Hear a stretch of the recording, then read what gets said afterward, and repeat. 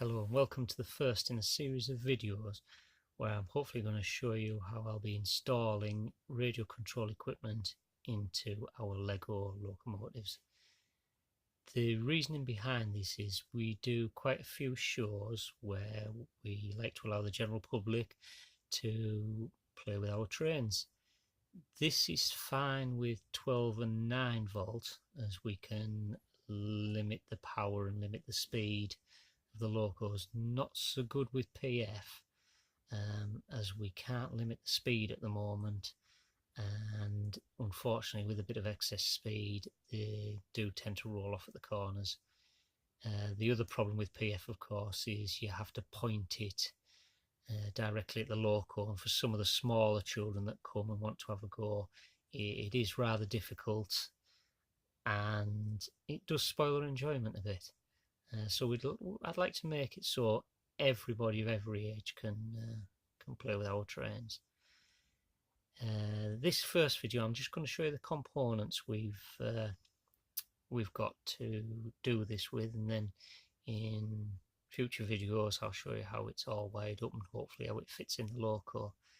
I needed a system, or I wanted a system, I should say, that would power 12 volt, 9 volts PF and 4.5 volts all on board, all using the same components. So I didn't want to be swapping around between different manufacturers. I did a lot of research and I finally came up with what I think is a good solution, but we'll see as we go on. Now obviously with onboard power, the first thing I needed was a battery holder. So to that end I've bought this, which is just a basic battery holder to hold 8 AA batteries. If I'm using alkali batteries, that will give me 12 volt, obviously a bit less if I'm using NiCads, but hopefully it will do all the different locos I intend to install with it. And of course, because it's 12 volts, I've going to wire one of these in, which is a voltage reducer.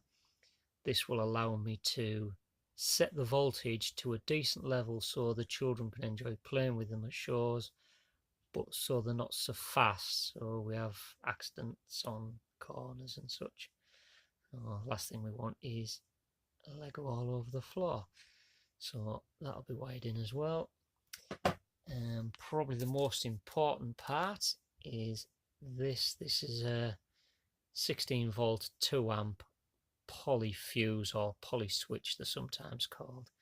This will be wired in and will trip if anything goes wrong, and it'll protect the electronics in the speed control and receiver.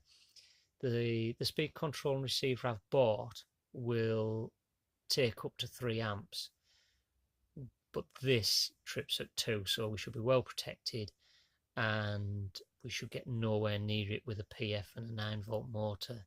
I'm not sure about 12 volt yet. I'm going to have to do some experiments, but hopefully we should be okay.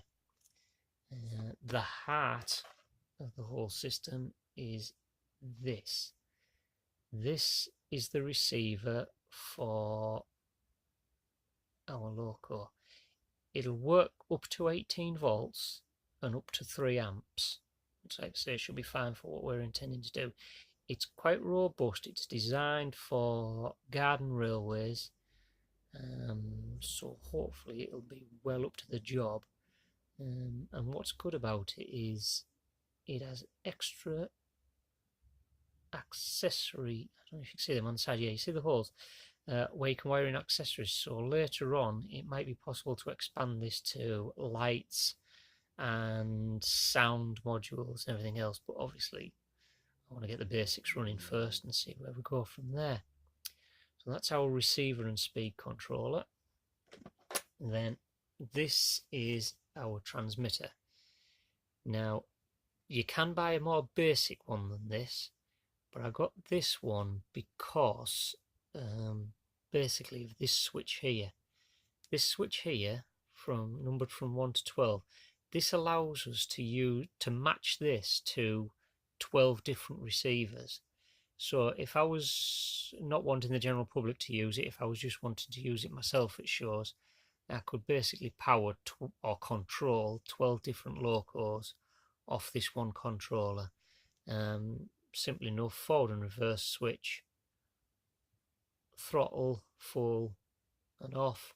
There's an inertia control if you want to play around like a real train driver, and that's it. Now these are powered by a 9-volt PP3 battery, and if you read the reviews on the website, they say they normally last 6 or 8 months using them on garden railways, so we should have no problem using them for the full season to do 5, 6, 7 shows hopefully. The last electronic item is these. Now this is just simply a connector, so I can put these on the batteries and to the speed controller, and I can take the batteries out, the battery pack out to charge it, and if it works I'll get spare battery packs so we can have one in, one on charge. If you're not too bothered about that, what you can do is you can wire it in permanently to a switch and wire an onboard charging socket in, which is what a lot of the garden railway guys do, and that means you just pull the loco off, stick the charger in the side and put the whole lot on charge, and when it's done just flick the switch back on and put it back on the rails. Our mule for this experiment is, yep, you've all seen them before. I will be taking all the PF equipment out, just leaving the motor in and hopefully replacing it with everything I've shown you there, and with a bit of luck we'll have a working radio control loco that we can control the speed, control the maximum speed, and control without having a point controller at it. So we'll see how it goes. Let's check out the next video when I put it up, and we'll go through installation, wiring and everything in them. Thanks very much for watching. Bye now.